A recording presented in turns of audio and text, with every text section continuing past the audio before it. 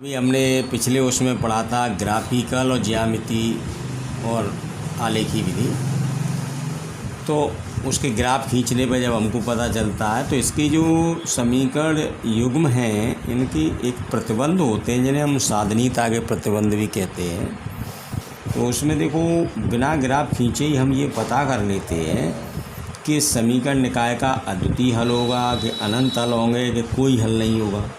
तो इसमें देखिए जैसे ये है, यदि पहली कंडीशन है कि यदि a1/a2 is not equal to b1/b2, ठीक है ना। तो इस स्थिति में जो ग्राफ होता है वो प्रतिच्छेदी रेखाएं होता है, यानी अद्वितीय हल होता है उसका। दूसरी कंडीशन है कि a1/a2 is equal to b1/b2 is not equal to c1/c2।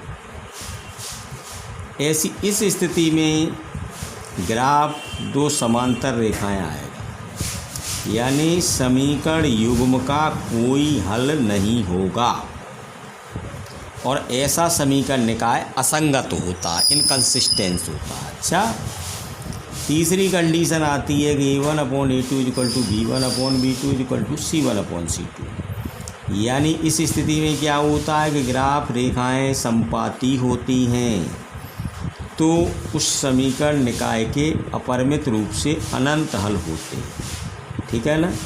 ऐसा ग्राफ भी हमारा संगत होता है, असंगत नहीं होता, संगत होता है, अच्छा कंसिस्टेंस होता है। तो ये तीन कंडीशन है, ठीक है। अब देखिए एक्सरसाइज 3.2 पर देखते हैं हम।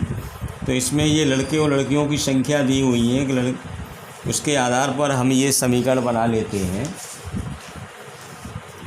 और इसको ग्राफी विधि से हमको हल करना है। निकालिए। तो देखिए ग्राफी विधि में हल करने का तरीका क्या है कि भाई हमने अभी पिछले सवाल में बताया था आपको कि ग्राफ खींचना है। तो देखो एक समीकरण बना है x प्लस वाई, माना लड़कों की संख्या x, लड़कियों की y और कुल है छात्र 10, तो x plus y equal to 10। Second condition ये कह रही है कि लड़कों की जो संख्या है वो लड़कियों से 4 कम है, तो यहाँ से y equal to x plus 4 दूसरा समीकरण बनता है।